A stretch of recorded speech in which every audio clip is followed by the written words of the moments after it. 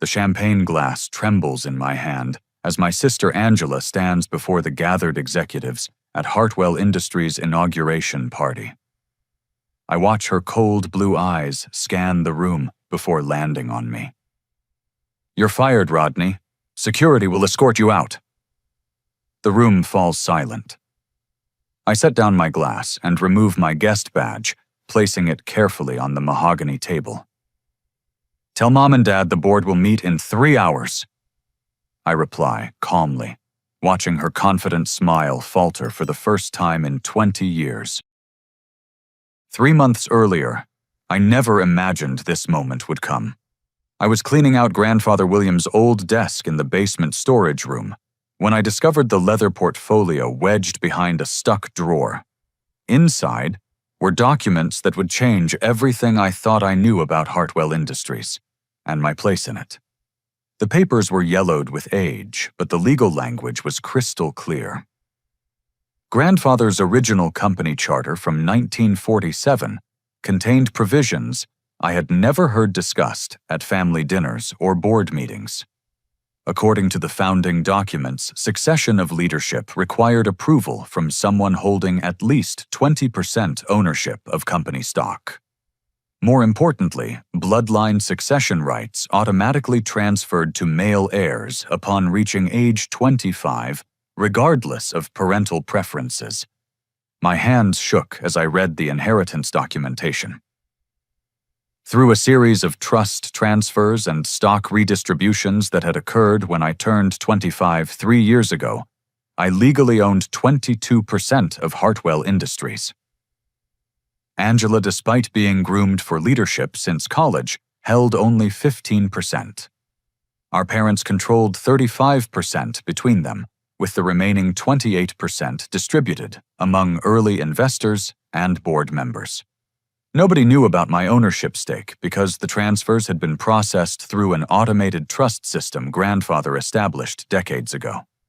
The family lawyer Samuel Brennan had handled the paperwork quietly, assuming our parents were aware of the inheritance structure. Meanwhile, Angela had been positioning herself for the CEO role our parents promised her, completely unaware that her appointment violated the company's foundational bylaws. I spent weeks researching every detail, consulting with Samuel in confidential meetings at his downtown Chicago office. The elderly attorney was shocked to learn that Harold and Eleanor had never informed their children about the charter requirements. He produced box after box of documentation, showing how the succession was supposed to work compared to how Angela's inauguration was actually being planned. "Your grandfather was very specific about maintaining family control." Samuel explained during one of our meetings, his weathered fingers tracing the original signatures on the charter. He wanted to ensure that no outside forces could manipulate the company leadership through emotional manipulation or favoritism. The legal structure was designed to protect the business first, family dynamics second. The more I learned, the more I understood why Angela had been keeping me isolated from strategic decisions over the past 5 years. She convinced our parents that my talents were better suited for operations management, while she handled the big picture responsibilities. Every time I suggested improvements or questioned certain expenditures, she would redirect the conversation or schedule private meetings with Mom and Dad that somehow never included me. I began reaching out quietly to key board members, starting with Margaret Foster, who had worked with Grandfather since the company's early expansion phase. Margaret was surprised to learn about the charter provisions, and even more concerned when I mentioned some financial irregularities I had noticed in the operational budgets. "Rodney, I had no idea you held such significant ownership," Margaret confided during our lunch meeting at the Palmer House. "The board has been operating under the assumption that Angela's appointment was legally straightforward. If what you're telling me is accurate, we need to review every decision made over the past 6 months." James Wellington, another longtime board member and family friend, expressed similar concerns when I approached him. "Your sister has been very controlling about information flow," he admitted. "We've asked for detailed financial reports several times, but she always provides summaries instead of the comprehensive documentation we requested. Patricia Hayes, the board's newest member and former federal prosecutor, was particularly interested in the legal implications. If the board approved Angela's appointment without proper authority, every decision she makes as CEO could be challenged in court, she warned. We're looking at potential liability issues that could affect the entire company. As the inauguration party approached, I made a strategic decision that surprised even Samuel. Instead of challenging Angela's appointment beforehand, I would let her take the CEO position and reveal the legal problems afterward. This would demonstrate to the board and our parents exactly how Angela operated when she believed she held complete control. My loyal assistant David Park helped me document everything that happened in the weeks leading up to the party. David had worked in various departments throughout the company and noticed patterns of favoritism and questionable spending that aligned with my concerns. Susan Miller, one of our most experienced accountants, provided additional insights about budget discrepancies that Angela had been dismissing as operational adjustments. The night before the party, I sat in my apartment reviewing all the evidence Samuel and I had compiled.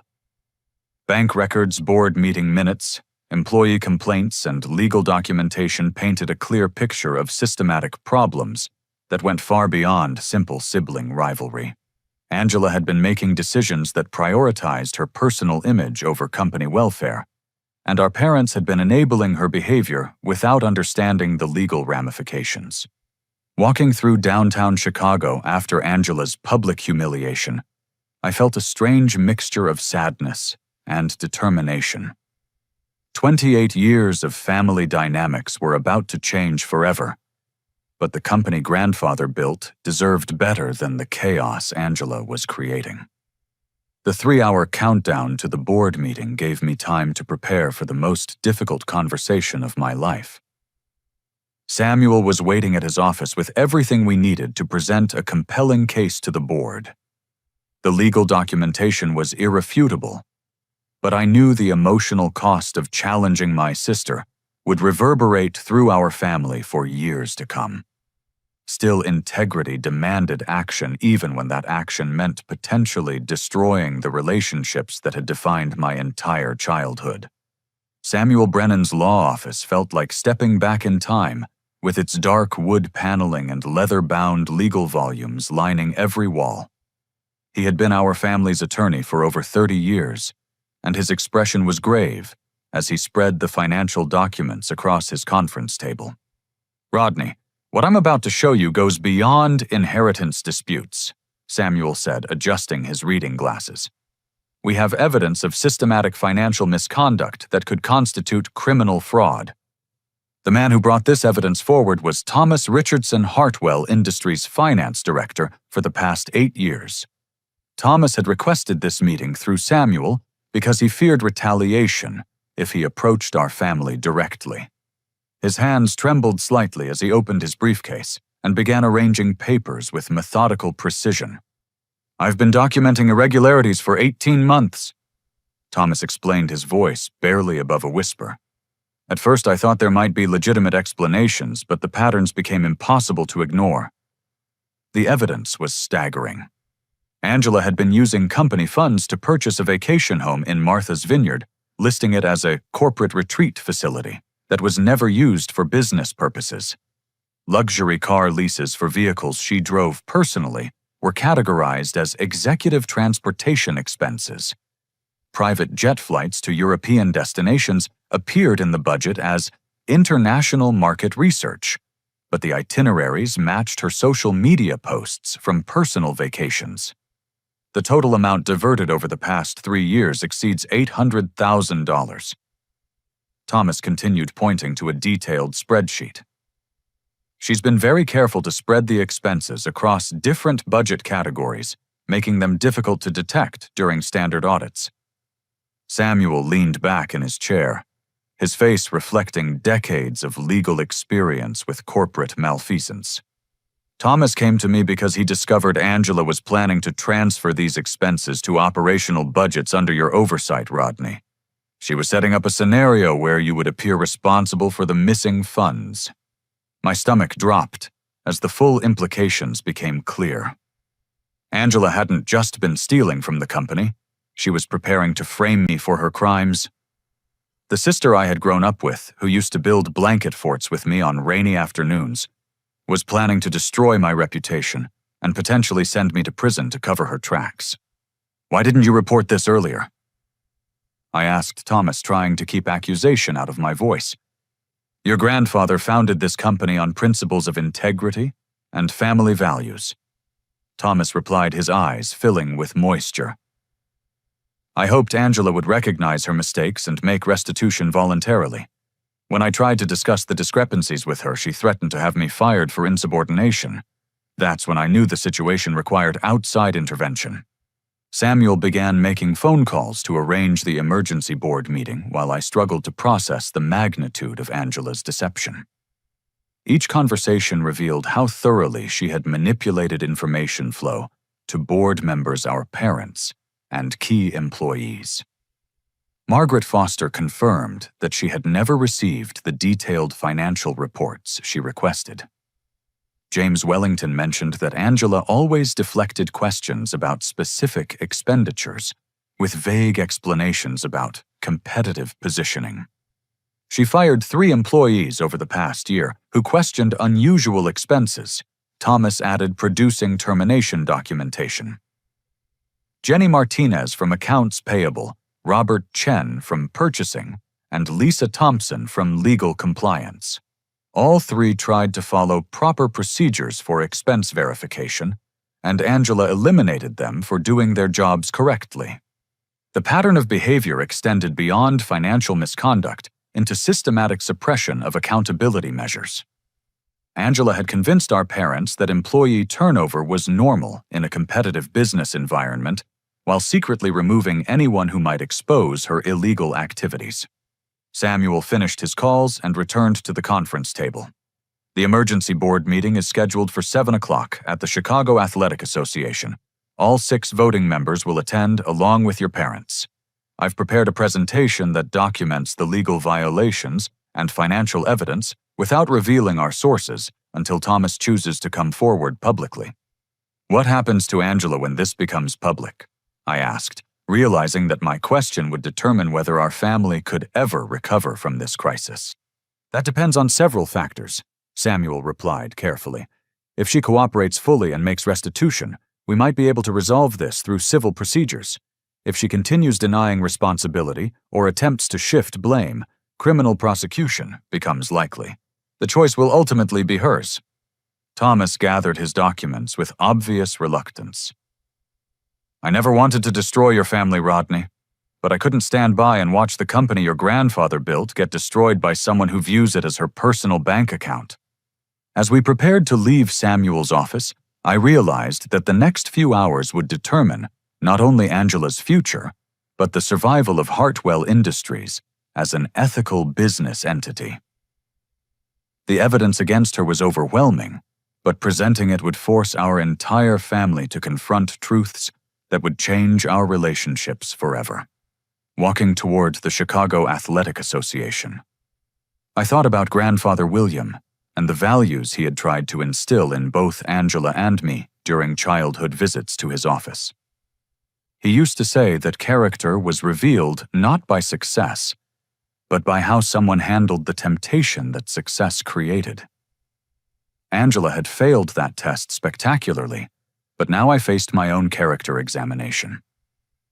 How I handled this crisis would define not only my future as a leader, but my identity as a brother and son. The weight of responsibility felt heavier with each step toward the meeting that would expose my sister's crimes and potentially send her to prison. Justice demanded action, but love complicated every decision. The next 3 hours would test everything I believed about family loyalty and the price of doing what was right. The private conference room at the Chicago Athletic Association carried the scent of old leather and polished mahogany. 6 board members sat around the oval table, their faces reflecting confusion about the emergency meeting's purpose. Margaret Foster checked her watch repeatedly while James Wellington reviewed the agenda Samuel had provided. Patricia Hayes took notes with the methodical precision of her prosecutorial background. I stood at the head of the table, my presentation materials organized, but my heart racing as I prepared to destroy my sister's reputation and possibly her freedom. Samuel sat beside me, ready to provide legal context for the evidence we were about to present. Thank you all for gathering on such short notice. I began, my voice steadier than I felt. What I'm about to share will be difficult, but it's necessary to protect Hartwell Industries and honor the ethical standards our grandfather established. I had just begun explaining the inheritance documentation when the conference room doors burst open. Angela strode in with 2 security guards, her face flushed and her carefully styled hair slightly disheveled. Behind her walked our parents, Harold and Eleanor, both looking confused and concerned. This meeting is unauthorized and illegal. Angela announced, her voice carrying the commanding tone she used when intimidating employees. Rodney has been showing signs of mental instability for months, and I have evidence that he's been embezzling funds to finance this obsession with challenging legitimate corporate decisions. My stomach lurched as Angela produced a manila folder thick with documents. She spread papers across the table with theatrical precision, pointing to bank records and financial statements that appeared to show unauthorized transfers from company accounts to personal investments under my name. These documents prove that Rodney created fake consulting contracts to funnel money into offshore accounts. Angela continued, her performance becoming more convincing with each accusation. The board needs to understand that we're dealing with someone who has become dangerously delusional about his role in this company. Margaret Foster picked up one of the documents, her experienced eyes scanning the details. These appear to show significant irregularities, Angela. When did you discover this? I've been investigating suspicions for several weeks, Angela replied, producing additional papers with forged email correspondence. Rodney has been using his operational access to manipulate financial records and create fraudulent documentation. This emergency meeting is probably his attempt to shift blame before his crimes are discovered. The board members exchanged worried glances as Angela continued building her case against me. The fabricated evidence was sophisticated with backdated emails and financial transactions that would require forensic accounting to disprove. Several documents bore signatures that looked remarkably similar to my handwriting. I think we need to contact law enforcement, James Wellington said, slowly studying the forged bank statements. If these allegations are accurate, we're looking at serious federal crimes. My mouth went dry as I realized how thoroughly Angela had prepared for this confrontation. She had anticipated my challenge to her authority and created an elaborate frame-up designed to make me appear guilty of exactly the crimes she had committed. The board was beginning to believe her performance, and my credibility was evaporating with each document she presented. Samuel started to speak, but Angela cut him off with a dismissive gesture. Samuel has been compromised by Rodney's manipulation, she claimed. This entire presentation is based on fabricated legal theories and misrepresented inheritance documents. I suggest we end this meeting immediately and contact federal investigators to handle what appears to be an attempted corporate coup. That's when Thomas Richardson stood up from his chair in the corner of the room. I hadn't noticed him arrive, but his presence changed everything about the confrontation's dynamics. Actually, Angela, I think the board needs to see some additional evidence before making any decisions, Thomas said quietly, producing a tablet computer from his briefcase. Angela's confident expression wavered for the first time since she had entered the room. Thomas, you weren't invited to this meeting. Your presence here is inappropriate and potentially conflicts with your employment obligations. I have video evidence of you creating those fraudulent documents, Thomas replied, his voice growing stronger. Hidden security cameras in my office recorded you using Rodney's computer login after hours to generate the fake banking records and email communications you just presented. The room fell completely silent as Thomas connected his tablet to the conference room's presentation screen. Security footage appeared, showing Angela in the finance office at 11:30 on a Tuesday night 3 weeks earlier. The timestamp was clearly visible as she used my computer credentials to access financial databases and create the documentation she was now using to frame me. This footage shows you generating false consulting contracts and backdating email communications. Thomas continued advancing the video to show Angela printing documents and carefully placing them in folders. You also used Rodney's login to create fake offshore account records that don't actually exist. Angela's face went pale as the evidence of her deception played out in front of the board members and our parents. The video was irrefutable proof that she had fabricated the entire case against me, down to forging my signatures on documents that I had never seen before this meeting. The consulting contracts she claims Rodney created were actually generated by Angela using his computer access, Thomas explained. She planned to present them as evidence of his embezzlement, while simultaneously using them to justify transferring her own illegal expenditures to his operational budgets. Patricia Hayes leaned forward, her prosecutorial instincts engaging as she studied the video evidence. Angela, these recordings appear to show systematic document fraud and attempted evidence tampering. Do you have any explanation for why you were in the finance office using another employee's computer credentials to create financial records?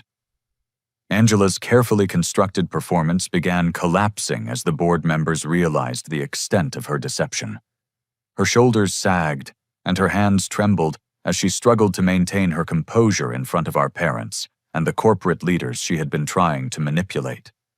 "I can explain everything," Angela whispered, but her voice lacked the authority and confidence she had displayed just minutes earlier. "There are circumstances that justify my actions, considerations that require more context than you understand." Harold and Eleanor sat in stunned silence as they watched their daughter's reputation crumble in real time. The golden child they had been grooming for leadership was revealed as a criminal who had been stealing from the family business and attempting to frame her brother for her crimes. Samuel stood up and began distributing the actual financial evidence that Thomas had compiled over 18 months of careful documentation. "What you're seeing is systematic embezzlement totaling over $800,000, combined with document fraud and attempted evidence tampering. This goes far beyond sibling rivalry or corporate politics." The board voted unanimously to suspend Angela pending a full investigation, while our parents struggled to process the reality that their daughter had been lying to them for years. The inauguration party that morning felt like it had happened in a different lifetime before our family's foundation cracked open to reveal the corruption that had been growing beneath the surface. The conference room emptied slowly as board members filed out in uncomfortable silence, leaving only our family and Samuel behind. Angela sat slumped in her chair, her elaborate facade completely stripped away. Harold and Eleanor remained frozen in their seats, staring at the evidence spread across the table like casualties of an emotional earthquake. "How long have you known?" Angela asked our parents, her voice hollow and defeated. Harold cleared his throat, his weathered hands folding and unfolding as he struggled to find words. "We knew you were struggling with certain aspects of leadership," he admitted slowly.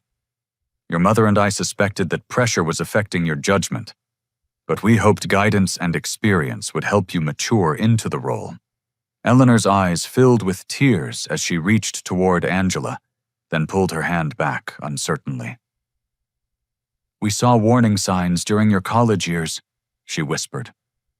"The academic dishonesty incident that we handled privately, the credit card problems that we resolved without consequences. We thought love and support would help you overcome those tendencies." "You enabled her," I said, immediately regretting the accusation when I saw the pain in my mother's face. "Yes," Harold replied simply. "We enabled her because we were terrified of losing her. Every time Angela made a mistake addressing it, properly risked driving her away from the family.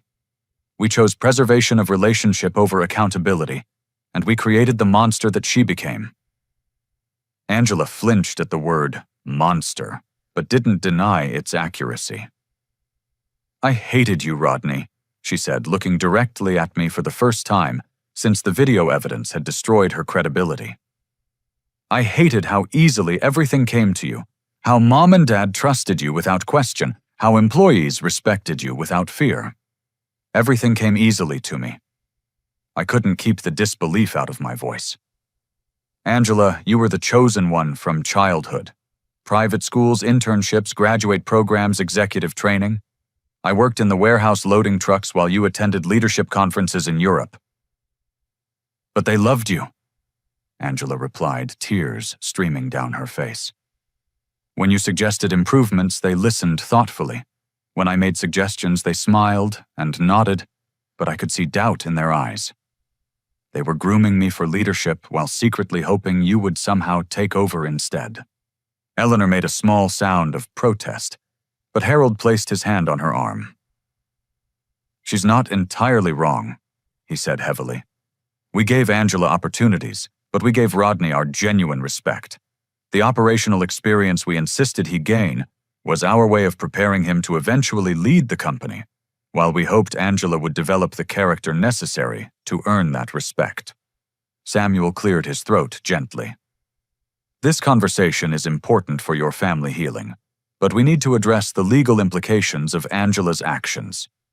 The evidence Thomas provided establishes multiple felonies that typically result in federal prosecution.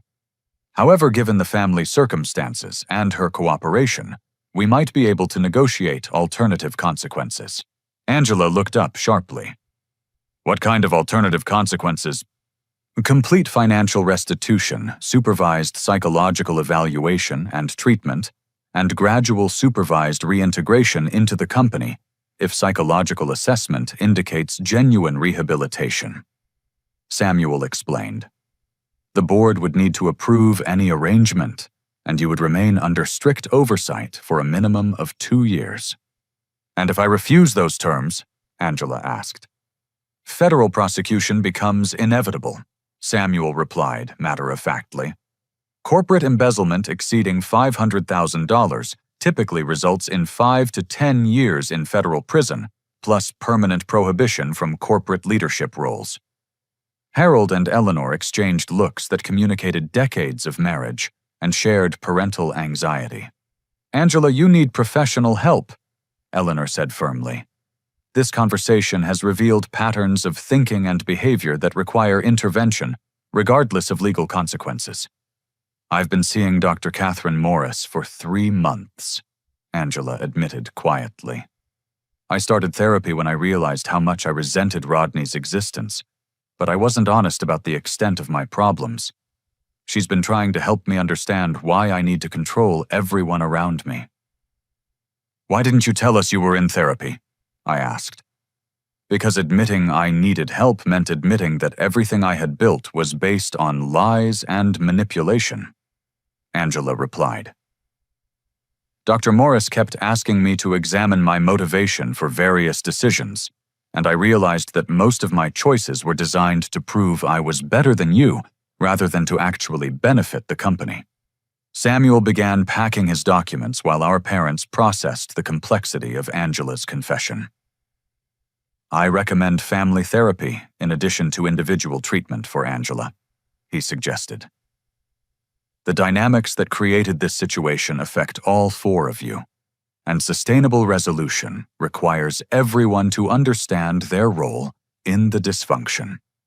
What happens to the company while we work through this mess?" I asked, realizing that Hartwell Industries needed stable leadership regardless of our family drama. "You assume the CEO role immediately," Harold said. "The board has already voted on succession, and your ownership stake provides legal authority. Angela can potentially return to a supervised position after demonstrating genuine rehabilitation, but the company can't wait for our family to heal." Angela nodded slowly. "I need to make a public statement accepting responsibility and apologizing to employees whose lives I disrupted," she said. Jenny Martinez, Robert Chen, and Lisa Thompson deserve to know why they were fired and to receive compensation for the damages my actions caused to their careers.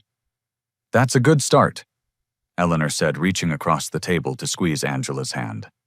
Accountability without defensiveness shows more maturity than you've demonstrated in years. As we prepared to leave the conference room, I felt a strange mixture of relief and sadness. Justice was being served, but the cost included shattering my childhood image of my sister as someone I could trust and admire. The next few months would test whether our family relationships could survive the truth about who we really were beneath the surface we had maintained for decades. Angela stood up slowly, her posture reflecting exhaustion and defeat. "Rodney, I don't expect forgiveness," she said. "But I want you to know that underneath all the jealousy and manipulation, I was genuinely proud of the man you became, despite my attempts to undermine you. You deserved better from a sister. You deserved better from parents who confused enabling with love," I replied, looking at Harold and Eleanor. "We all made mistakes that contributed to this situation. The question now is whether we can learn from them and build something healthier going forward." Samuel gathered his briefcase and coat, preparing to leave our family to continue processing the emotional aftermath of the day's revelations. "I'll contact Dr. Morris about family therapy scheduling," he said. "Healing will take time, but the foundation for recovery exists if everyone commits to honesty and accountability." Walking out of the Chicago Athletic Association, I realized that becoming CEO was the least challenging aspect of the journey ahead. Rebuilding trust with Angela, helping our parents process their guilt and regret, and creating a company culture based on integrity rather than manipulation would require years of consistent effort and emotional courage. 3 weeks later, Hartwell Industries felt like a completely different workplace. I had moved into the CEO office, but the transition was more complex than simply changing nameplate and administrative access. Every decision required careful consideration of how it would affect employees who had lived through years of Angela's erratic leadership and favoritism. Angela was attending intensive therapy sessions with Dr. Catherine Morris 3 times per week, while also meeting with federal investigators to provide complete documentation of her financial misconduct. She had moved back into our parents' house temporarily, both for financial reasons and because isolation was making her depression worse. I was reviewing operational reports when my assistant David Park knocked on the office door with an urgent expression. "Rodney, we have a serious problem," he said, closing the door behind him. "Thomas Richardson just received a concerning phone call that might threaten the entire company." Thomas entered my office carrying a folder thick with printed emails and financial documents. His face was pale, and his hands trembled slightly as he sat down across from my desk. "I've been contacted by Bradley Stone from Meridian Corp," Thomas explained. "He claims to have insider information about our recent leadership transition and financial irregularities. He's suggesting that Meridian might be interested in acquiring Hartwell Industries at a significant discount due to our corporate instability." My stomach dropped as I realized the implications. How would Meridian have insider information about our situation? "That's what I was afraid you'd ask," Thomas replied, opening his folder to reveal printed emails and text message exchanges. These communications are between Angela and Bradley Stone, dating back 8 months. It appears they were involved in a personal relationship during the period when she was embezzling funds. The evidence was damning. Angela had been sharing confidential financial information, strategic planning documents, and internal personnel matters with someone who worked for a competitor specifically focused on hostile corporate acquisitions. Her personal relationship had compromised virtually every aspect of Hartwell Industries' business security. "How much does Meridian know about our operations?" I asked, scanning through the email exchanges that revealed extensive discussion of our client relationships, profit margins, and expansion plans. "Everything," Thomas said grimly. Angela provided Bradley with access to financial reports, strategic planning documents, employee performance reviews, and competitive analysis data. He has enough information to target our most vulnerable areas and potentially steal our major clients. David pulled up Meridian Corp's recent acquisition history on his laptop. They specialize in acquiring family businesses experiencing leadership transitions, he reported. Their typical strategy involves exploiting internal conflicts and financial instability to force below-market sales to distressed owners. I reached for my phone to call Angela, then realized that involving her in strategy discussions might make the situation worse. Instead, I asked Thomas to contact Samuel Brennan for legal advice about how to handle corporate espionage and potential takeover threats. There's more, Thomas continued reluctantly. Bradley has been pressuring Angela to provide additional information about our current financial status and board member relationships. She's been avoiding his contacts since starting therapy, but he's becoming increasingly aggressive about maintaining communication. The phone in my office rang as we were discussing response options. David answered, and his expression became even more concerned. "It's Angela," he said. "She says it's urgent and related to Meridian Corp." I took the call hesitantly, unsure whether Angela was contacting me to help or to create additional problems. Her voice sounded shaky and frightened when she began speaking. "Rodney Bradley has been calling and texting constantly since the board meeting," Angela said rapidly. "He knows about the embezzlement investigation and my suspension. He's threatening to make our situation public unless I provide him with current financial data and board meeting minutes." "Well, what exactly is he threatening?" I asked, putting the call on speaker so Thomas and David could hear the conversation. "He says Meridian has been planning a takeover attempt for months based on the information I provided," Angela admitted. "He claims they have enough insider knowledge to destroy our client relationships and force a distressed sale. He wants me to feed him real-time information about how the company is responding to the leadership transition." Thomas leaned forward toward the phone. "Angela, this is Thomas Richardson. Did you sign any documentation or agreements with Bradley regarding information sharing?" "No formal agreements," Angela replied. "But I did provide him with copies of confidential documents during our relationship. I thought I was impressing him with my access to strategic information. I didn't realize he was using me to gather intelligence for a corporate raid." The full scope of Angela's betrayal was becoming clear. She had not only stolen money from our family company, but she had also unwittingly provided a competitor with the information necessary to potentially destroy everything our grandfather had built. "Angela, I need you to come to the office immediately," I said. "We need to understand exactly what information you shared and develop a strategy to protect the company from this threat." "Are you sure you want me involved?" Angela asked. "My presence might make things worse for everyone." "You're the only person who knows exactly what Bradley has access to," I replied. "If we're going to defend against Meridian's takeover attempt, we need your complete cooperation and honesty about everything you shared during your relationship." 30 minutes later, Angela sat in the conference room looking exhausted and ashamed as she reviewed months of email exchanges with Bradley Stone. The extent of information sharing was staggering, but her insider knowledge of his tactics and Meridian's strategies provided our best opportunity to mount an effective defense. "Bradley's approach is always the same," Angela explained, pointing to patterns in their communications. "He identifies vulnerable family businesses, cultivates personal relationships with insider sources, then uses the intelligence to structure acquisition offers that exploit specific weaknesses." "What weaknesses do they think they can exploit at Hartwell?" Thomas asked. "They believe the leadership transition will create operational chaos," Angela replied.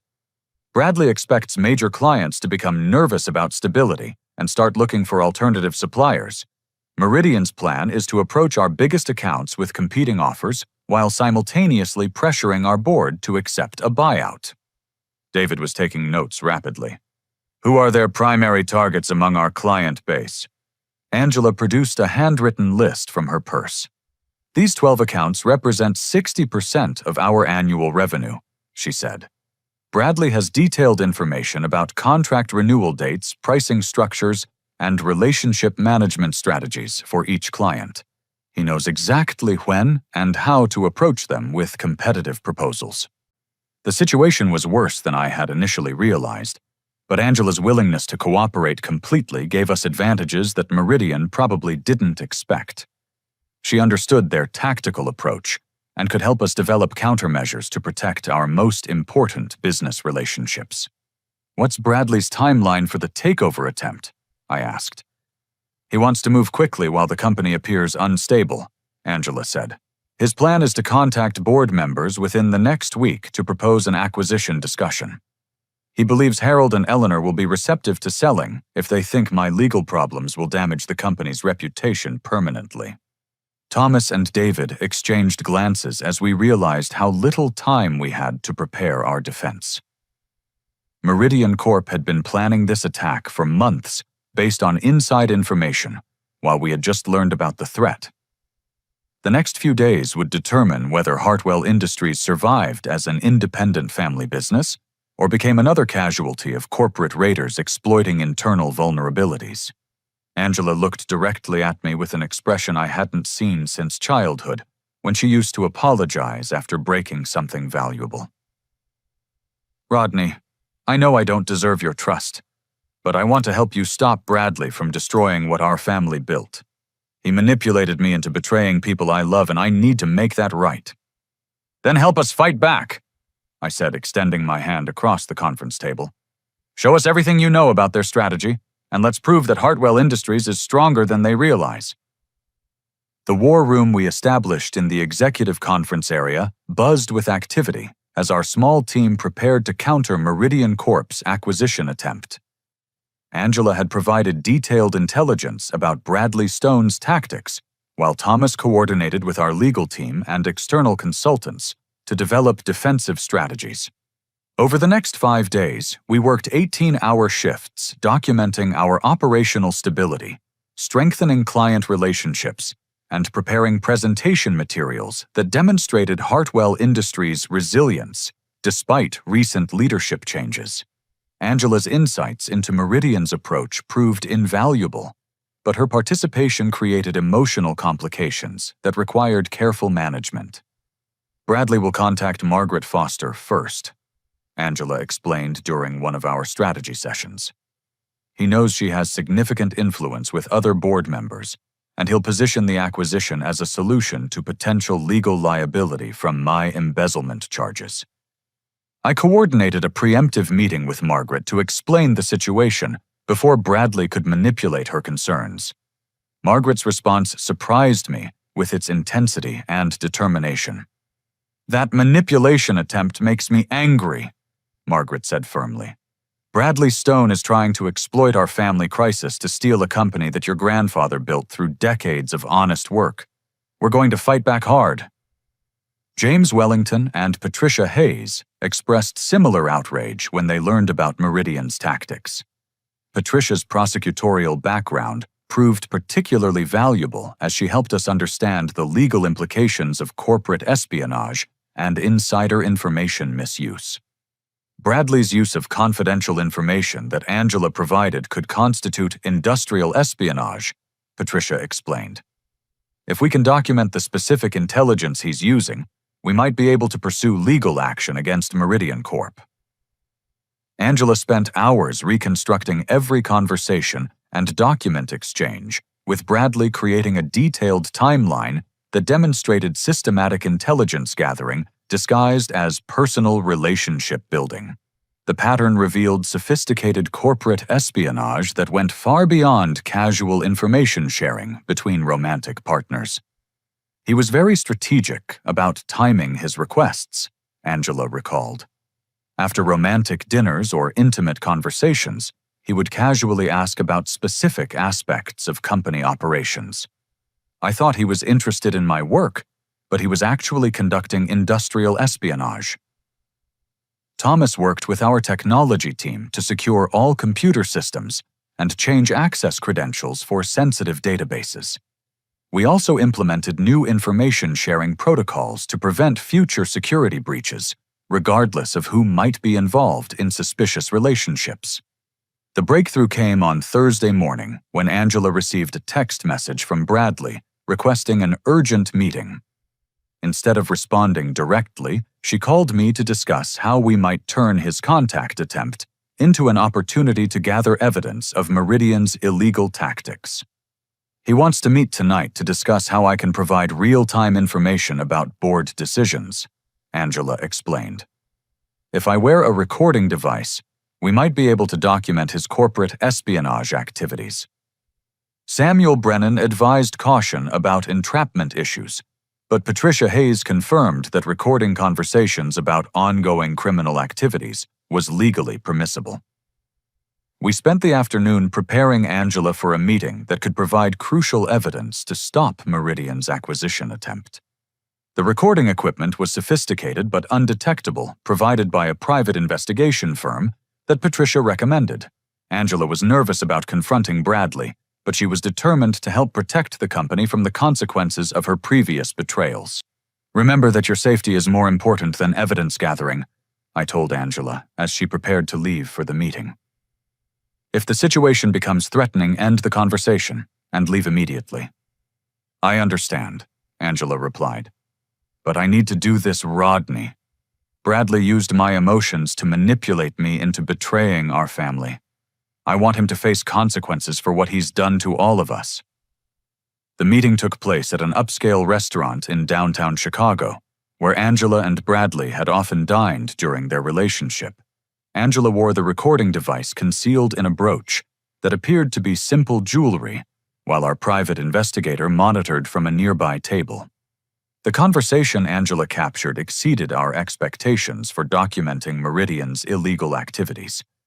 Bradley not only requested specific confidential information, but he also outlined Meridian's entire acquisition strategy and revealed detailed knowledge of internal Hartwell operations that could only have come from industrial espionage. We know exactly which clients are most vulnerable to competitive pressure. Bradley said, apparently confident that Angela would continue cooperating with his plans. Your financial reports and strategic planning documents have given us everything we need to target your most profitable relationships. What happens to employees if Meridian acquires Hartwell? Angela asked, following our prepared questions. Significant restructuring will be necessary, Bradley replied dismissively. We'll probably eliminate 40 to 50% of current positions and relocate operations to reduce overhead costs. Family businesses are typically overstaffed compared to corporate efficiency standards. The recording captured Bradley's admission that Meridian had been using Angela's confidential information for months to plan strategies that would devastate our workforce and destroy the company culture our grandfather had carefully developed. His casual attitude about eliminating dozens of jobs revealed the callous corporate mentality that viewed family businesses as sources of profit rather than community institutions. When do you need the board meeting information? Angela asked, maintaining her role despite obvious emotional distress. Tomorrow morning, Bradley responded. We're planning to contact Harold and Eleanor this weekend with an acquisition proposal.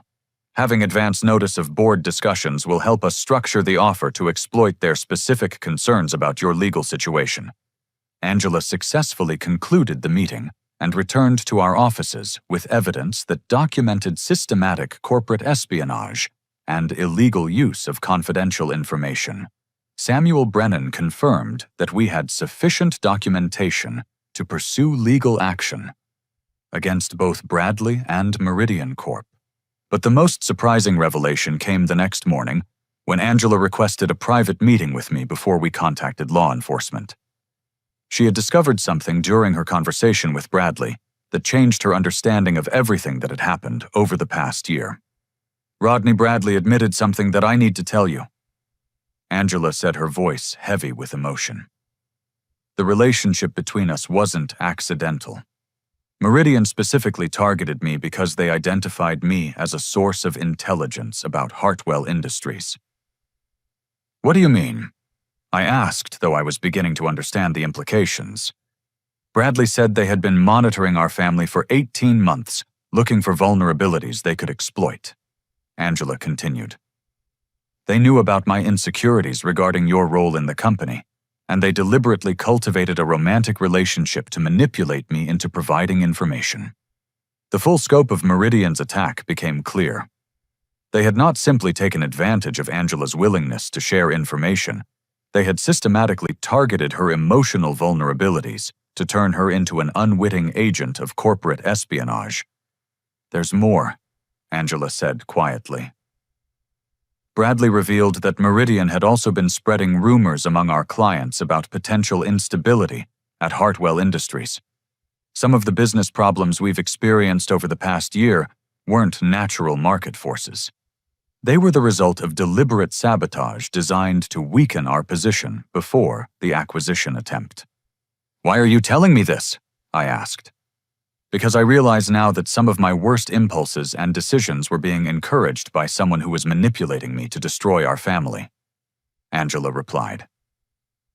I'm responsible for my choices, but Bradley was deliberately pushing me toward increasingly destructive behavior to serve Meridian's acquisition strategy. That doesn't excuse the embezzlement or the attempt to frame me, I pointed out. No, it doesn't. Angela agreed.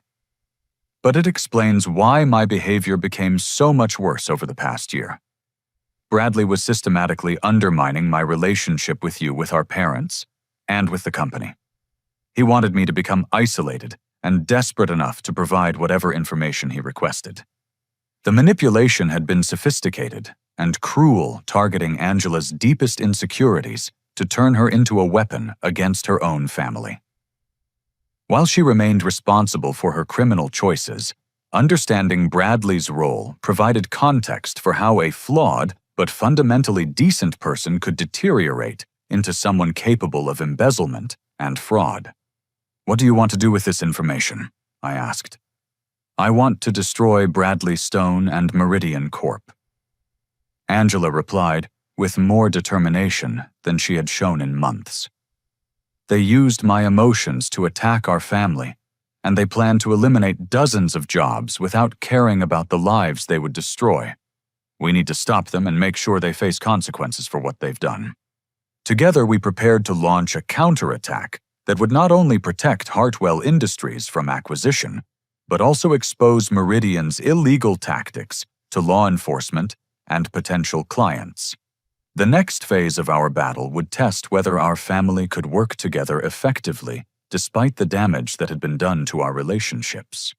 6 months later, the annual Hartwell Industries Charity Gala felt like a celebration of survival and renewal rather than a routine corporate social event. The Palmer House ballroom buzzed with conversation among employees, clients, and board members who had witnessed our family's public crisis and subsequent recovery. I stood at the podium, preparing to introduce the evening's keynote speaker, reflecting on everything that had changed since Angela's inauguration party disaster. Meridian Corp was facing federal investigation for corporate espionage and securities fraud, while Bradley Stone had been terminated and was cooperating with prosecutors to reduce his potential sentence. The legal victory had been satisfying, but the personal healing required much more complex work. Ladies and gentlemen, it's my privilege to introduce our Chief Strategy Officer, Angela Hartwell. I announced, watching surprised expressions ripple through the audience. Angela approached the microphone with the confident posture she had always possessed, but her demeanor reflected hard-earned humility rather than the entitled arrogance that had characterized her previous corporate appearances. The past 6 months of intensive therapy, legal consequences, and gradual reintegration had transformed her into someone I could genuinely respect as both a sister and a colleague. Thank you, Rodney. Angela began, her voice steady, despite the emotional weight of addressing employees she had previously betrayed. 6 months ago, I stood in front of many of you and demonstrated everything that was wrong with privileged leadership and family business nepotism. Tonight, I want to speak about accountability redemption and the patience you've shown, while I learned to become someone worthy of your trust." The audience listened intently as Angela described her journey through federal investigation, financial restitution, and psychological treatment. She spoke honestly about the therapy sessions that had helped her understand how insecurity and entitlement had corrupted her decision-making, and how systematic manipulation from Meridian Corp had exploited her worst impulses. "I embezzled $837,000 from this company over 3 years." Angela continued, her voice unwavering, as she stated facts that could have sent her to federal prison.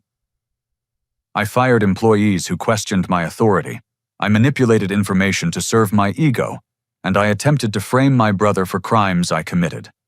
Those actions were inexcusable, regardless of external pressure or personal struggles."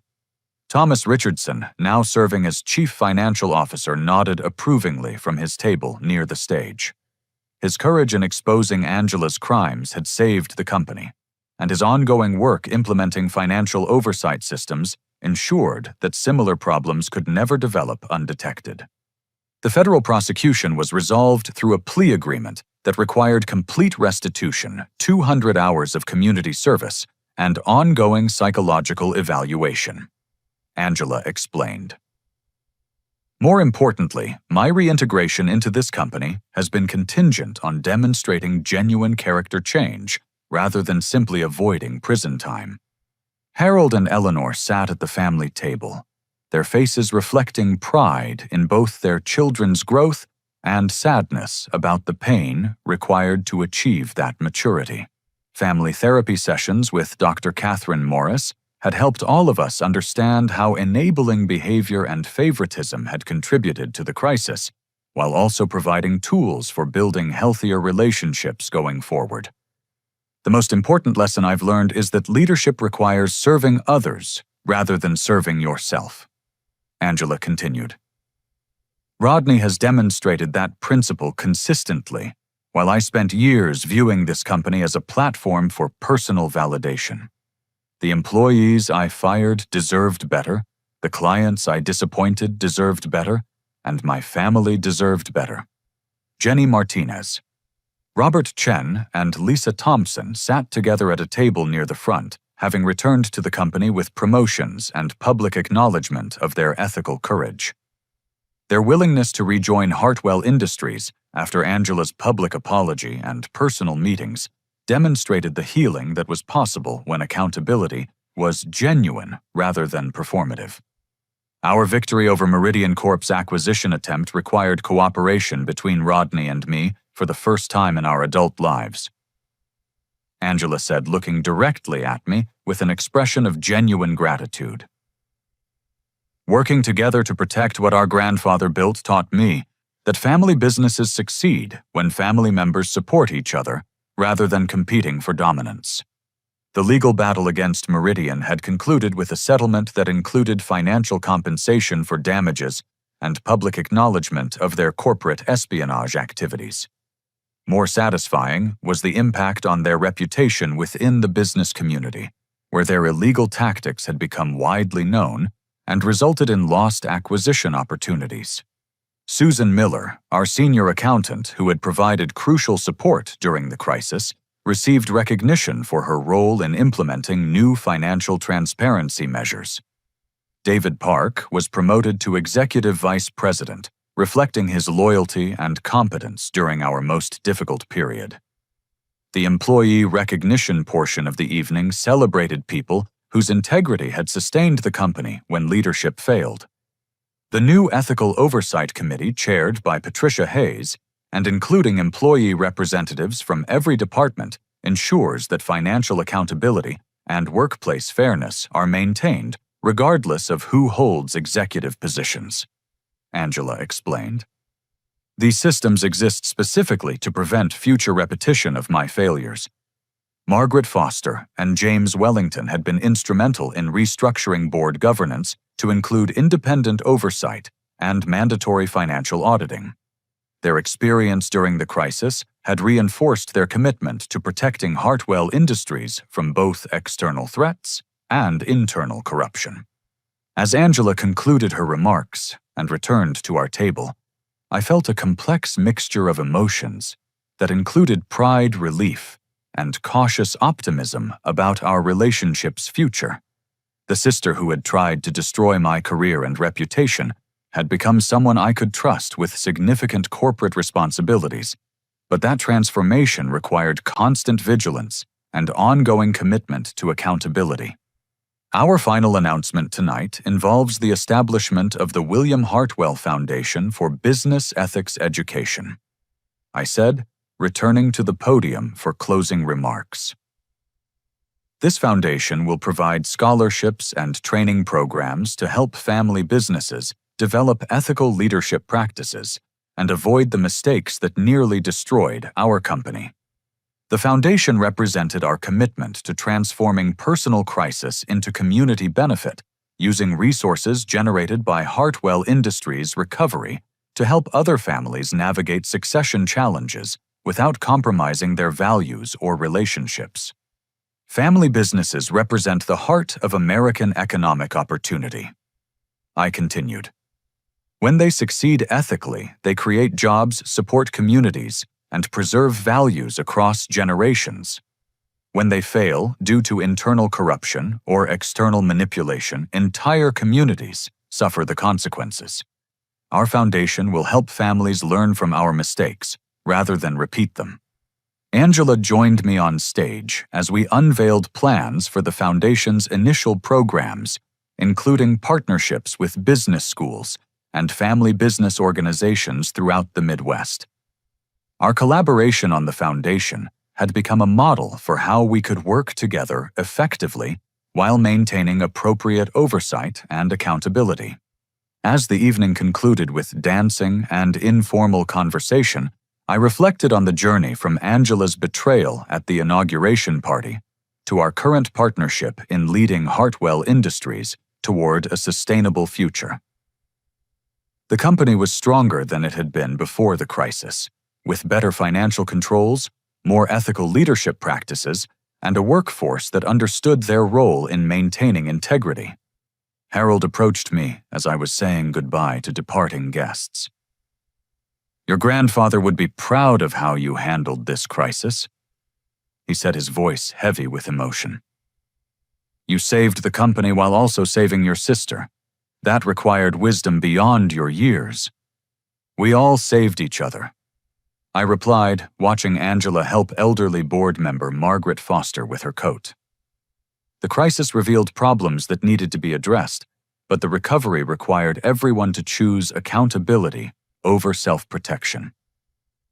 Eleanor hugged me tightly as our family prepared to leave together. "I'm sorry it took a crisis for us to learn how to be honest with each other," she said. "But I'm grateful that we learned before it was too late to rebuild our relationships."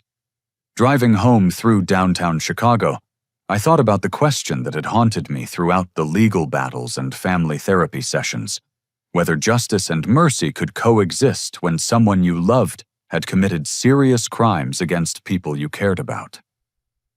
The answer required rejecting false choices between punishment and forgiveness, instead creating space for accountability that included opportunities for redemption.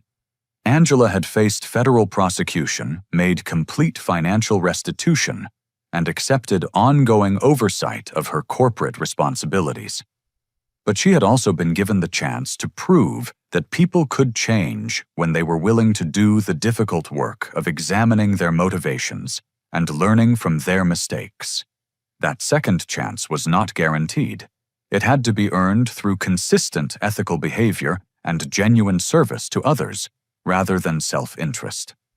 The company our grandfather founded continued operating according to principles he would recognize and respect, staffed by employees who understood that ethical leadership was their responsibility, regardless of their position in the organizational hierarchy. The family relationships that had been damaged by years of manipulation and favoritism were slowly healing through honest communication and mutual accountability. Most importantly, Angela and I had learned to work together as partners, rather than competitors combining our different strengths to serve something larger than our individual ambitions. The brother and sister, who had nearly destroyed each other, had become allies committed to preserving what previous generations built while improving it for future generations. The lessons learned through our crisis would continue shaping Hartwell Industries for years to come, but the foundation was solid family businesses. Thrive when they prioritize integrity over profit, accountability over loyalty, and service over self-interest. These principles had guided our grandfather's original vision, and they would guide our stewardship of his legacy. As I reflected on this journey from betrayal to redemption, I want to ask you something.